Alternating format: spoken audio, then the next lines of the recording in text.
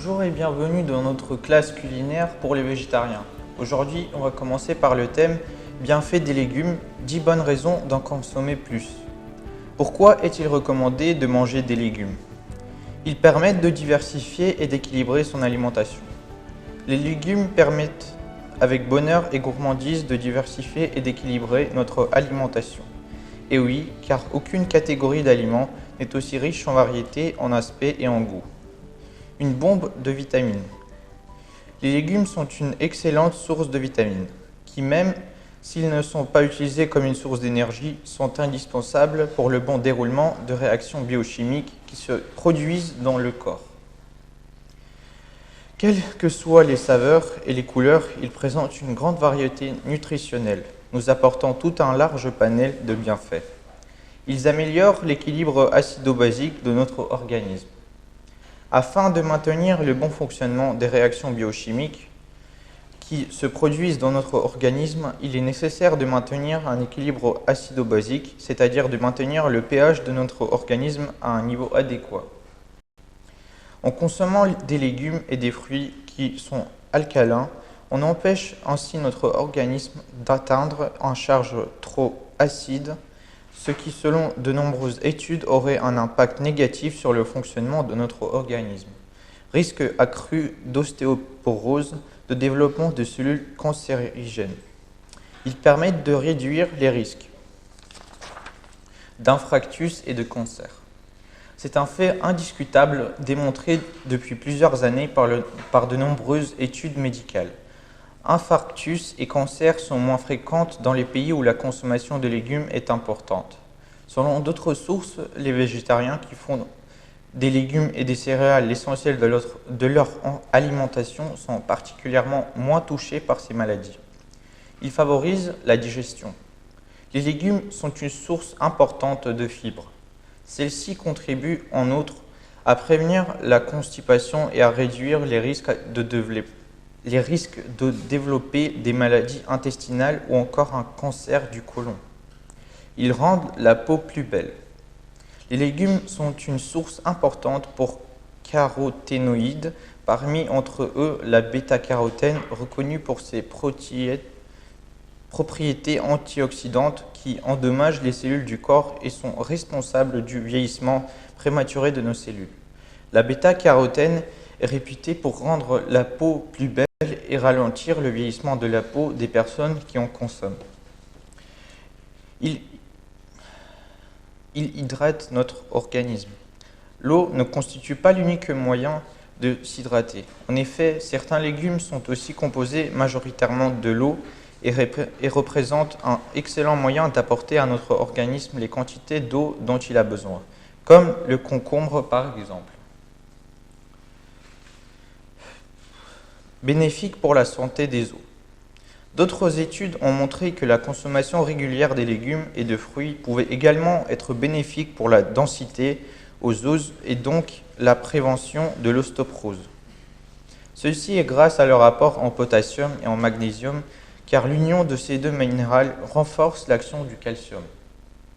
Il empêche la dégradation des tissus musculaires. L'impact bénéfique des fruits et des légumes sur la santé est évident, mais celui sur la performance physique l'est beaucoup moins. Et aussi cela peut paraître surprenant, mais les légumes consomment en grande quantité ont la capacité de réduire l'activité des enzymes qui décomposent les protéines musculaires. En d'autres termes, ils réduiraient le catabolisme de l'organisme, la dégradation des tissus musculaires particulièrement redoutée par les personnes âgées ou les sportifs. De véritables alliés minceurs. Les légumes ont l'avantage d'apporter très peu de calories. Tout le monde, même les personnes effectuant un régime, peuvent donc en consommer sans limite. Pilier de l'équilibre alimentaire.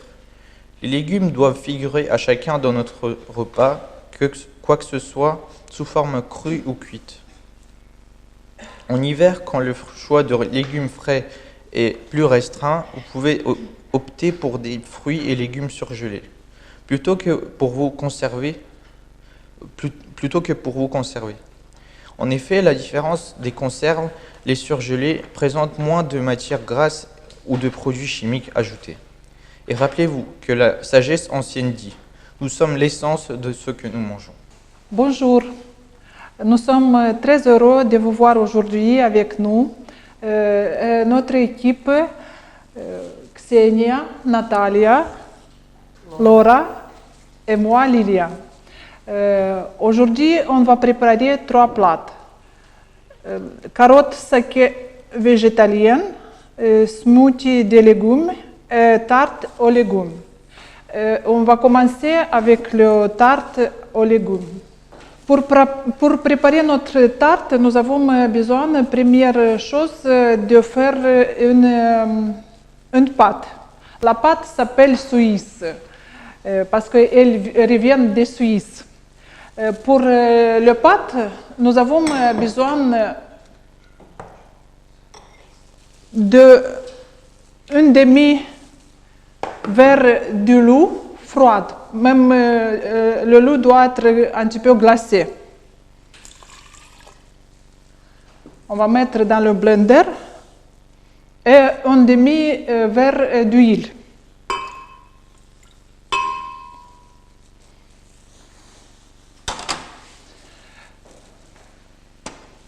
Nous avons besoin un petit peu de sel.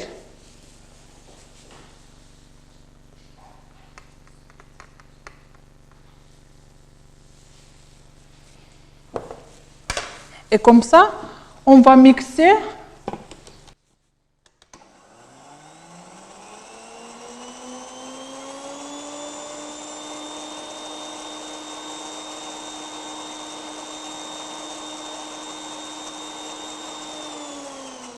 voilà.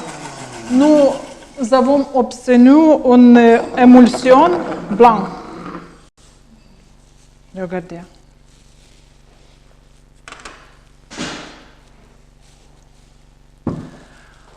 On va mettre cette émulsion dans un plat. On va ajouter 2 verres de farine.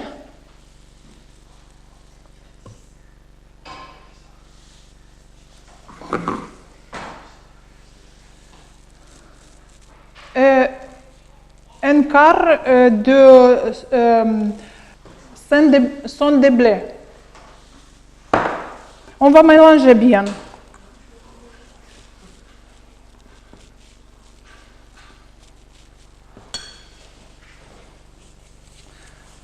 Pour mélanger bien, nous avons besoin de notre main. Parce qu'avec les cuillères, c'est un petit peu dur. Notre pâte va être pas bien travaillée. Si vous voyez que notre pâte est un petit peu sèche, vous ajoutez d'eau.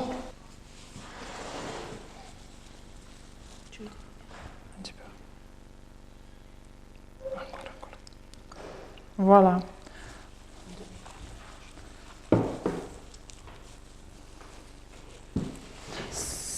Tout dépend de notre farine, d'huile, parce que si la pâte est très dure, après, quand nous la cuisons, elle va être très sèche.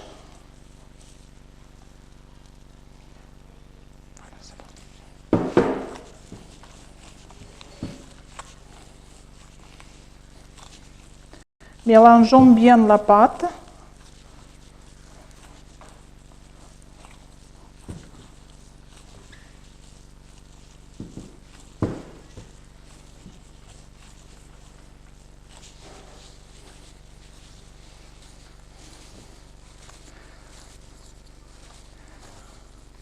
La pâte, elle a besoin de plus beaucoup de temps de le mélanger pour être plus fine, pour devenir plus fine.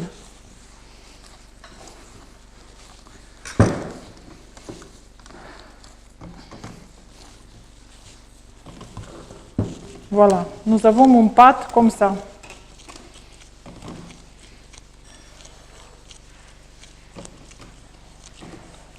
Vous voyez? C'est notre pâte. Donc c'est comme une pâte à pain, mais il y a de l'huile dedans, il y a une émulsion qui a été faite. Quand nous le cuisons, elle devient comme une pâte brisée. Parce qu'il y a beaucoup d'huile. N'oubliez pas que ici dans cette préparation, nous utilisons une farine semi-complète. Ce n'est pas une farine blanche.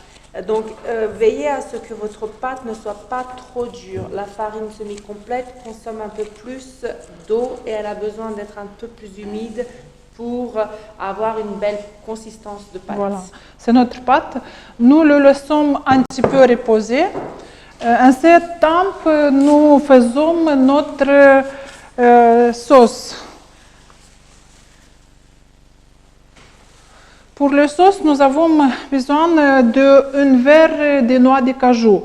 Je l'avais laissé une demi-heure tremper.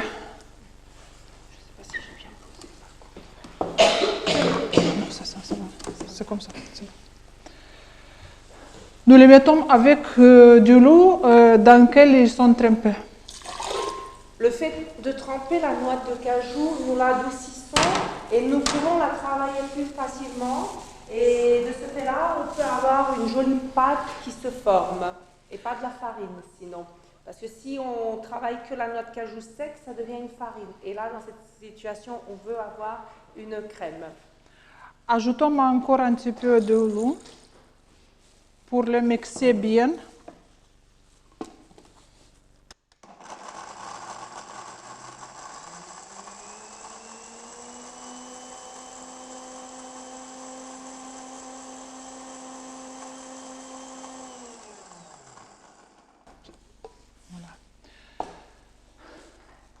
Ajoutons 200 millilitres de soja cuisiné. Dans cette préparation, nous utilisons une crème de soja, mais vous, à la maison, vous pouvez Oui, bien utiliser une crème à l'avoine, au riz ou tout ce que vous voulez comme crème. Le fait de rajouter de la crème donne de l'onctuosité à la préparation aussi. Ajoutons 2 cuillères de sauce de soja pour donner le goût de notre sauce. Parce que ça, c'est une tarte salée, ce n'est pas une tarte sucrée.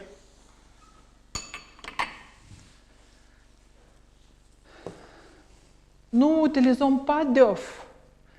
Comme ça, pour faire les sauces, pour être plus épacées, nous ajoutons de graines de lin, graines de lin moulu. La graine de lin moulu dans cette situation va servir comme un œuf végétal. C'est elle qui va lier la composition et la préparation. Et en même temps, le lin qui est très bon pour la santé va donner de ses effets aussi. Ajoutons une pince de muscade moulu. La muscade est un très bon anti-inflammatoire. Ajoutons l'ail, une cuillère à café.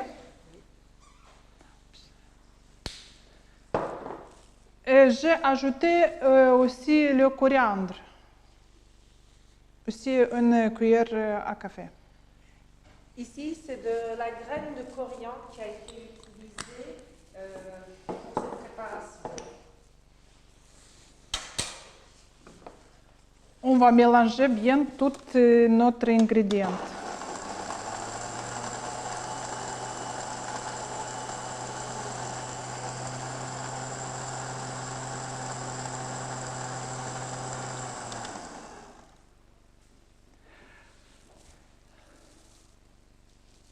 Nous avons besoin encore un petit peu de sel. Parce que la sauce de soja n'est pas suffit pour la goutte de notre sauce. Après, au fur et à mesure de votre préparation, vous pouvez très bien goûter la préparation Oui. et rajouter à votre convenance. Si Si vous voulez un peu plus salé ou moins salé, Oui. par rapport aux régimes spéciaux que vous avez, si vous mangez sans sel ou avec sel. Voilà, notre sauce est prête. Maintenant, on va occuper avec notre pâte.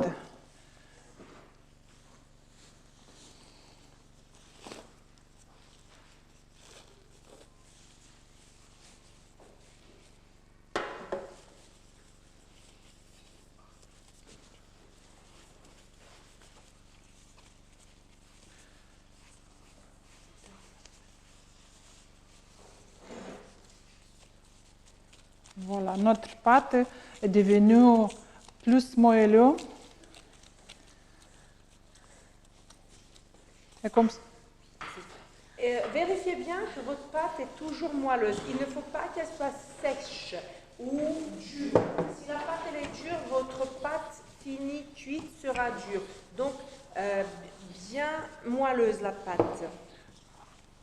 Comme nous avons une moule allongée, on va faire le pâte allongé. Et par rapport à la forme de votre moule, vous mettrez votre pâte dans le même sens. Pareil au niveau de l'étalage de la pâte. Ne faites pas une pâte trop fine, cassante, ni trop grosse, trop épaisse. Il faut avoir un juste milieu d'à peu près 5-8 mm maximum.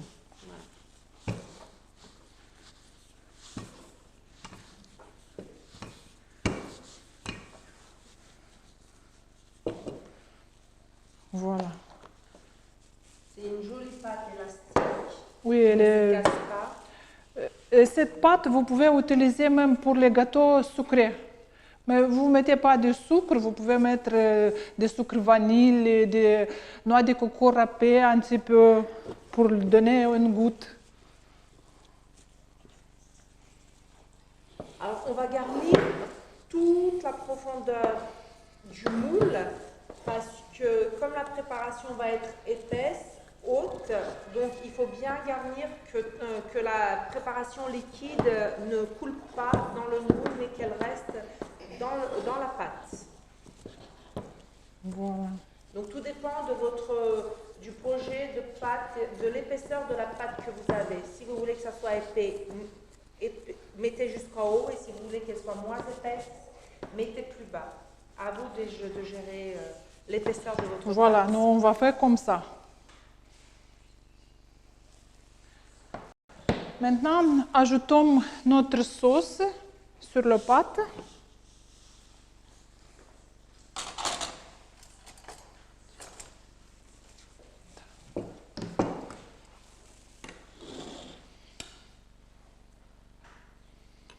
Vous voyez, notre sauce est liquide.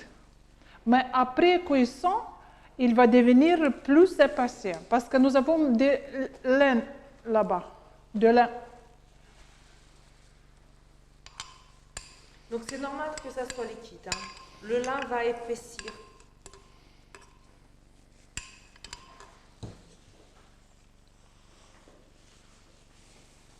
Je vais mettre le tapis. Oui.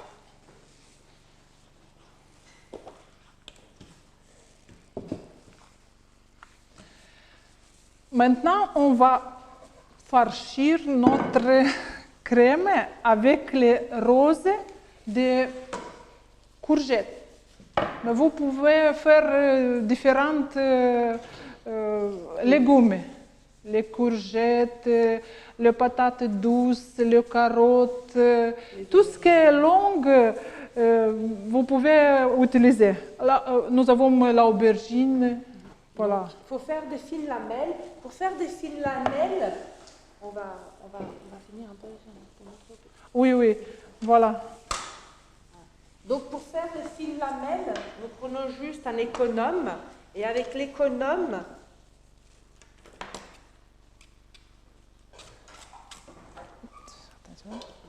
C'est notre... voilà. voilà, celui-là il Regardez. est meilleur. Après, il faut que ça soit un bon économe et regardez, ça nous fait des jolies lamelles. Voilà. Vous le faites comme ça. Parce que si vous voulez le faire avec le couteau, ils vont être trop gros et après vous ne pouvez pas le faire en rose. Le problème, c'est que si vous êtes trop gros, avec un couteau, vous risquez de ne pas avoir la même taille des lamelles. Et à ce moment-là, au niveau de la cuisson, ça ne sera pas la même chose. Donc mieux vaut favoriser un économe. Après, si vous n'en avez pas, un couteau va faire l'affaire aussi. Voilà. Vous pouvez dans le rose mettre différents légumes, pas que le courgette verte. Vous pouvez ajouter le courgette jaune, à votre goût, à votre manière.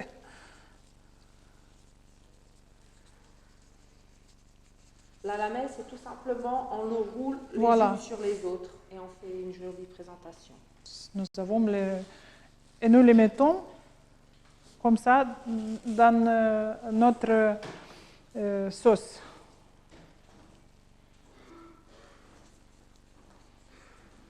Ça ne prend un petit peu de temps pour rouler les roses, mais si vous avez des enfants, vous pouvez demander à votre enfant pour faire des roses. Tu veux essayer? Je te donne les gants. Voilà. Tu peux venir ici. Viens à côté de Lilia.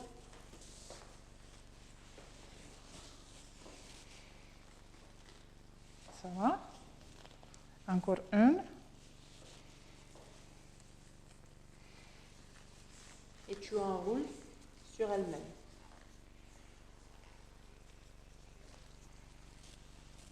Tu prends. Qu'est-ce que tu veux?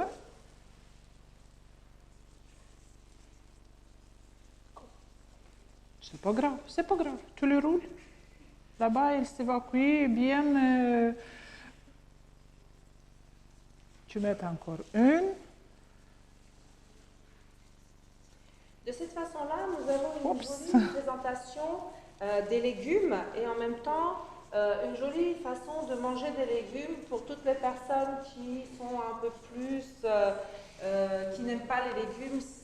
Ça fait une belle présentation et une façon différente aussi de manger les légumes. Surtout les enfants, s'ils n'aiment pas d'aubergine, mon fils il n'aime pas d'aubergine, mais cet gâteau il aime bien. Parce que là-bas, oui, ça va, tu peux le mettre.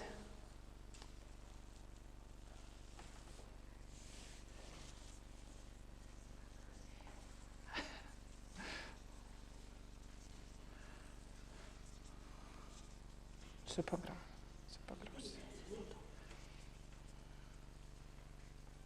C'est facile à faire? C'est intéressant. Voilà une belle occupation d'un après-midi avec les enfants.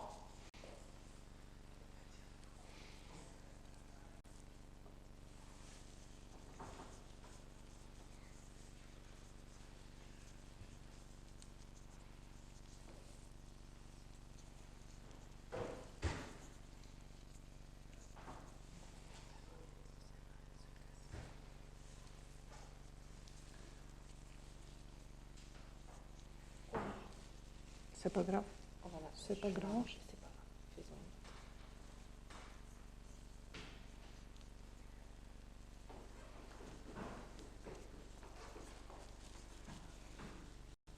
Mets les durs à l'intérieur d'abord. Et puis tu prends les fines à l'extérieur. Alors pareil, favorisez celles qui sont un tout petit peu plus dures à l'intérieur pour que ça ne se démonte pas et vous laissez les plus fines de l'extérieur. De ce côté-là, de cette façon, ça tient plus facilement.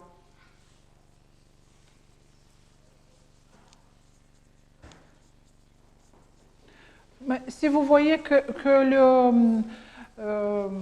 aubergines, si ils sont trop durs, vous pouvez les mettre un petit peu dans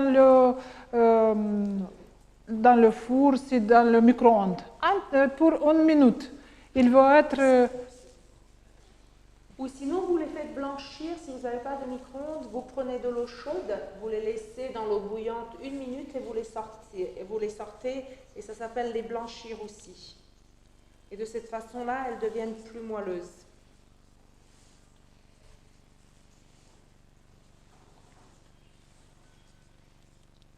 Voilà. Notre tarte est presque finie.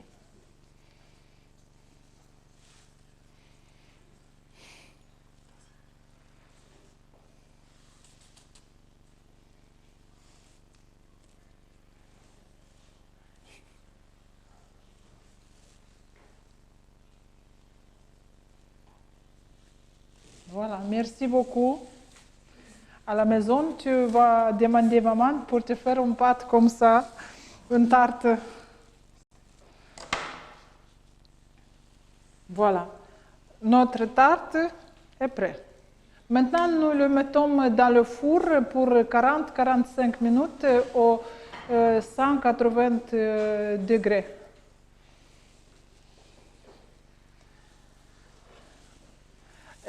Surtout, si vous le reste des légumes, vous pouvez le faire cuire et faire une... Oui, vous pouvez faire une soupe. Une soupe aux légumes. Ou sinon, la chose que vous pouvez faire aussi, vous les mettez dans l'eau et ça vous fait comme des spaghettis de légumes, tout simplement. Vous assaisonnez un peu et voilà, vous avez des belles spaghettis de légumes à manger. Pour notre prochaine recette, nous allons faire des légumes, mais des légumes en sucré. Pareil, c'est une recette où on utilisera des légumes, donc, mais de façon sucrée. Et le gâteau que nous allons faire aujourd'hui, puisque c'est un gâteau, ça s'appelle un carrot cake. C'est un gâteau qui est classique, mais qui peut servir pour un petit déjeuner, pour un goûter. Et c'est un gâteau que les enfants vont aimer. Aujourd'hui, nous allons le faire avec des carottes. Mais à la place des carottes, vous pouvez très bien utiliser d'autres légumes, mais qui n'ont pas beaucoup d'odeur, comme la courgette, l'aubergine aussi. Et c'est un plat qui est très facile à faire. Et pour ce plat-là, aujourd'hui, nous allons utiliser 250 g de farine que nous allons mettre dans le saladier. Nous utiliserons donc de la carotte que vous épluchez.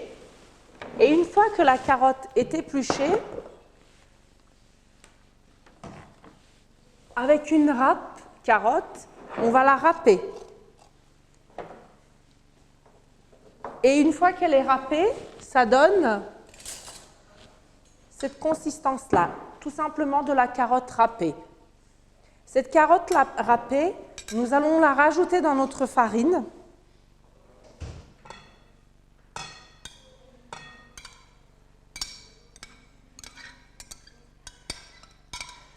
Nous allons mettre aussi du sirop d'agave comme sucrant. On mettra à peu près 110 g de sirop d'agave. Ici, j'ai une préparation de 500 g, donc je mettrai un quart du sirop d'agave. Après, au niveau du sucrement, à vous de voir combien vous aimez que ça soit sucré. Si vous aimez que ça soit bien sucré, vous mettez un peu plus. Si vous aimez moins, vous mettez moins. On va mettre un peu du sucre vanillé aussi, pour que l'odeur de la vanille. On va mettre de l'huile de coco. Dans cette préparation, il y a 60 g d'huile de coco. Si vous n'avez pas de l'huile de coco, vous pouvez mettre de l'huile normale. De l'huile de coco ou sans odeur ou avec odeur. Si elle a de l'odeur, votre carrot cake aura une petite odeur de coco. Sinon, elle sera d'une odeur neutre.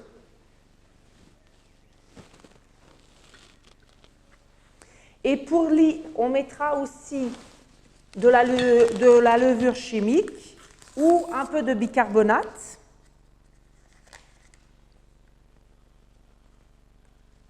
Pour du bicarbonate, vous mettez une bonne cuillère de bicarbonate. Et pour finir, pour lier la préparation, on mettra à peu près 3 4, voire 5 cuillères de lait ou de crème. Donc pour l'instant, je mets 3 cuillères. Et au fur et à mesure de la préparation, je vais voir est-ce qu'il faut. Et on mélange tout avec une cuillère. La préparation, ne doit pas être trop sèche ni trop liquide. Nous avons des carottes à l'intérieur, donc nous avons des légumes. Les légumes en eux-mêmes, ils sont humides, donc il ne faut pas que ça soit trop humide.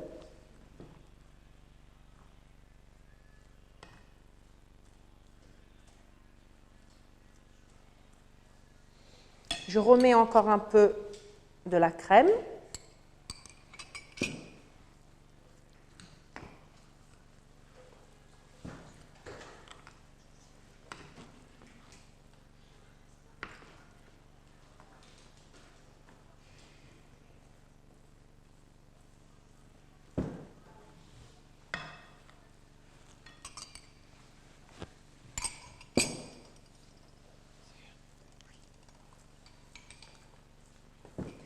Et je mélange, que la farine s'intègre bien dans la préparation.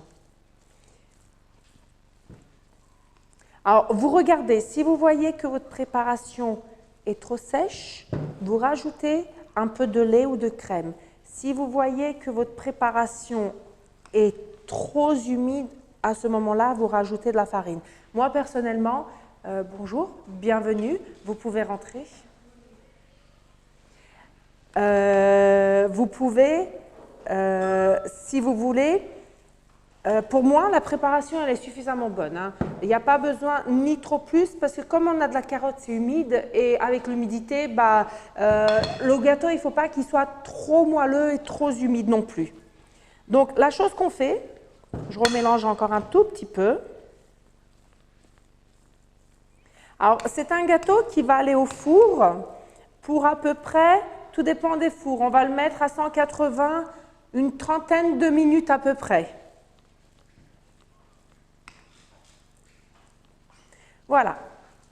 Plus vous mélangez, plus ça devient bien pâteux. Alors, dans cette préparation, aujourd'hui, j'ai pris un moule à cake, tout simplement.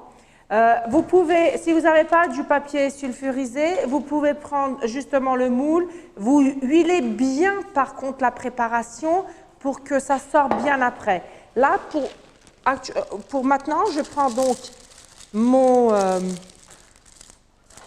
papier que je vais mettre au fond et je vais verser tout.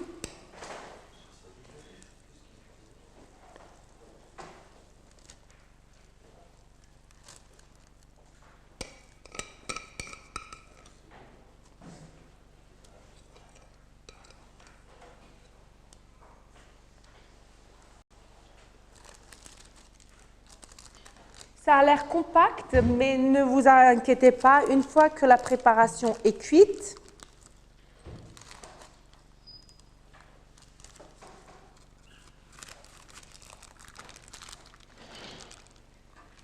vous étalez bien.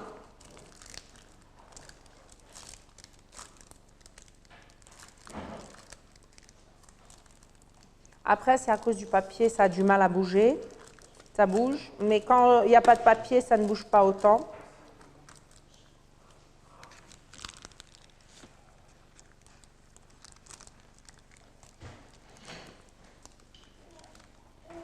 Voilà.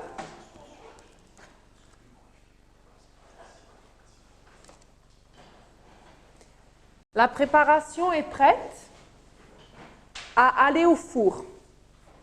Vous mettez donc minimum 20 minutes, une demi-heure dans un four à 180 degrés. Le résultat final, là je l'ai mis dans un rond, mais ça fait ça, avec un glaçage. Le glaçage, on le refera après, une fois que la pâte soit cuite. Voilà. On voit bien le carrot cake qui est là, qui est très moelleux. Et pour le glaçage, la suite, une fois que la préparation est cuite.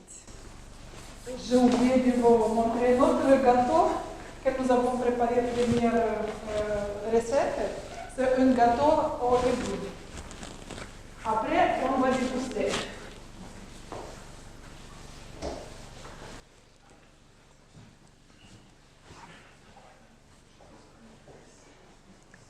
Donc une petite demi-heure au four pour le carotte cake, une petite demi-heure, 40-45 minutes pour la tarte aux légumes.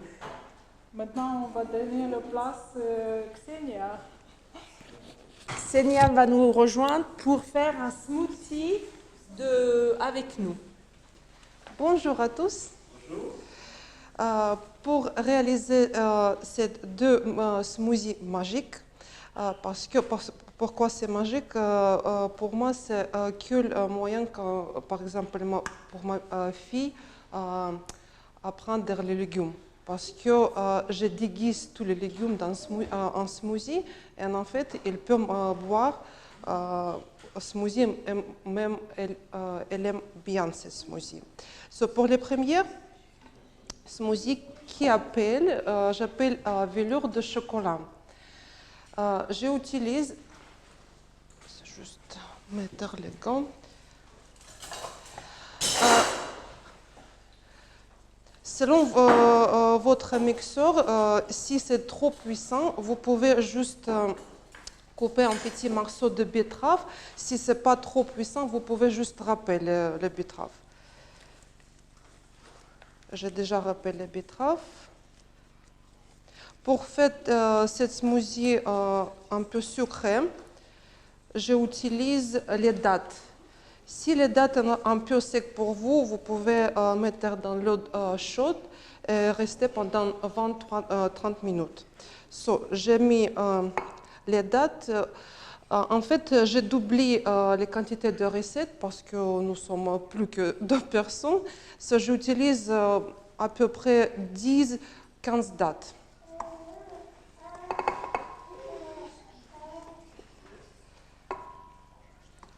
J'utilise une tasse de cassis. Donc dans ce smoothie, la chose qu'elle va faire, elle va mélanger les fruits et légumes. Oui. Elle va utiliser une betterave, C'est les betteraves râpées. des cassis et des dattes pour donner du sucré à la préparation.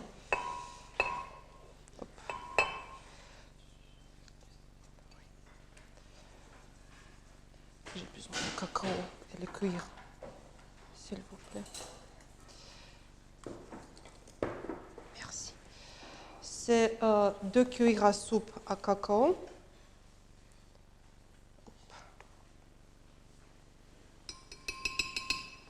Pardon. Merci.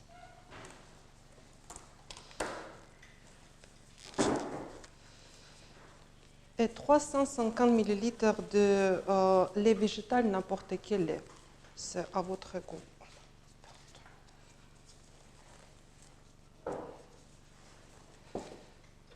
Aujourd'hui, dans la recette, nous avons favorisé la boisson, le lait de riz, mais vous pouvez très bien utiliser le cajou, Lait de soja aussi, oui. le soja aussi, le lait végétal que vous voulez.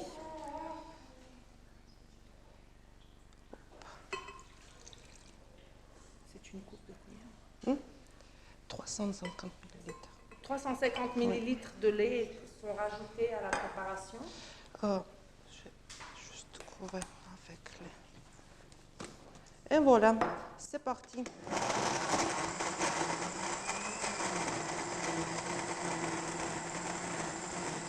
Mélangez vraiment bien.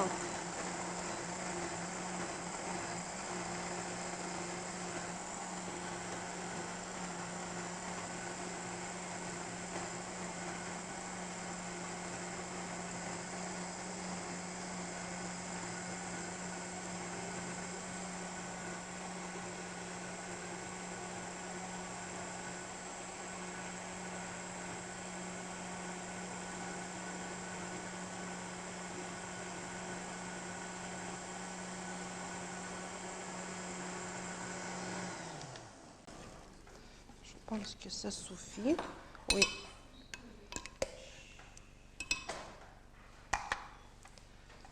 Regarde cette belle texture, c'est vraiment comme velours. C'est vraiment une recette magique parce que nous avons la betterave qui est très bonne pour le sang. Hop, Et je puis pense nous avons que la un peu. date qui est aussi très bonne parce qu'elle a du sucre naturel. C'est une recette qui n'a pas de cholestérol, qui a du sucre naturel. C'est juste ajouter un peu plus liquide parce que c'est un peu trop épais.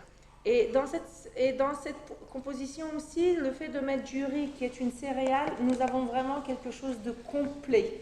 Oui, vous pouvez même remplacer le petit-déj au dîner. Surtout pour les femmes, je pense que pour garder un peu le régime, vous pouvez remplacer comme pour dîner.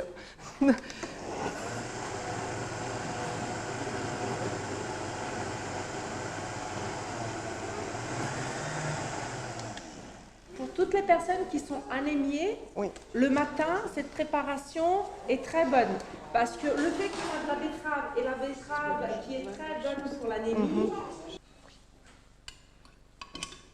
le smoothie est un peu épais. Le fait qu'il est épais aussi, ça lui donne de la valeur, ça lui donne de l'épaisseur et en même temps, c'est bon, ça cale le ventre. Oui.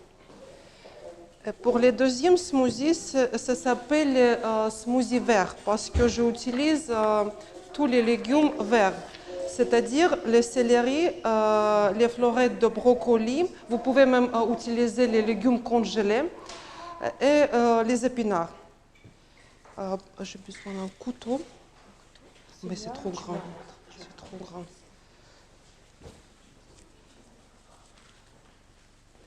En fait, cette smoothie, c'est vraiment un plein de vitamines, un plein de minéraux. Vous pouvez voir tous les jours cette smoothie. Il n'a pas besoin de prendre des vitamines ou quelque chose artificiel. Merci. So, pour réaliser, j'ai besoin un peu. Vous pouvez faire cette smoothie plus sucrée à votre goût, c'est selon votre goût. Vous pouvez ajouter juste les dattes au sirop d'agave ou sirop d'érable. Juste couper un grand morceau de banane. Dans cette composition, nous allons utiliser la banane qui est pleine de fibres, qui est très importante dans la nourriture. Et le fait d'associer avec les légumes verts, vous avez une explosion de fibres, de vitamines aussi. Nous avons aussi le céleri qui est très bon pour la digestion et pour le transit aussi. Le petit morceau de gingembre pour donner Pour le relever le goût. boost de vitamines aussi. Anti-inflammatoire, Oui. naturel.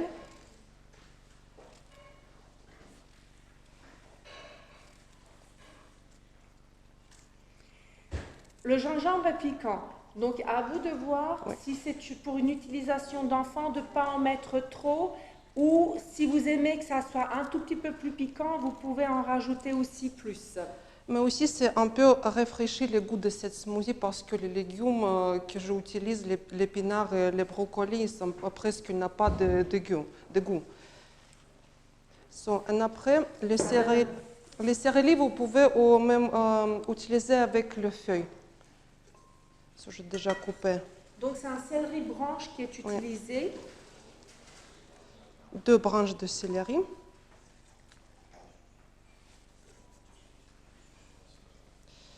Et brocoli, 2 tasses de brocoli, les florettes de brocoli.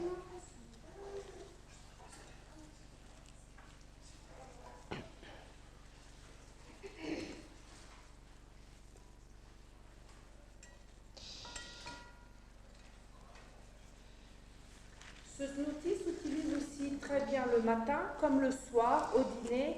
Pour un dîner léger, un smoothie comme ça est tout à fait bon. Pareil, nous utiliserons du lait de riz pour les céréales.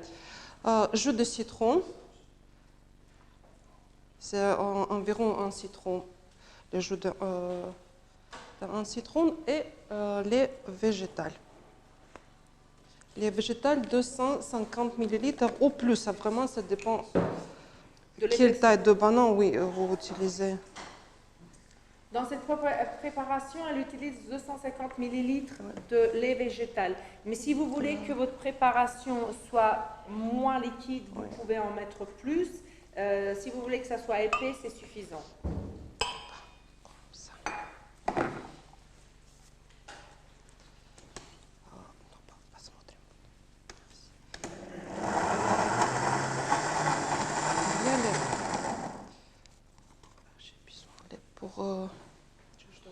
Pour pousser l'épinard, oui, comme ça, un peu.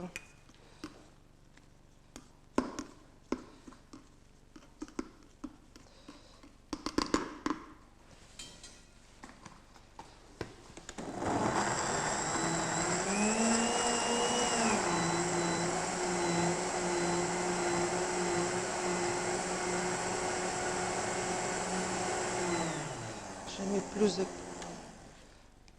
plus épinards parce que c'est pas suffit pour faire les...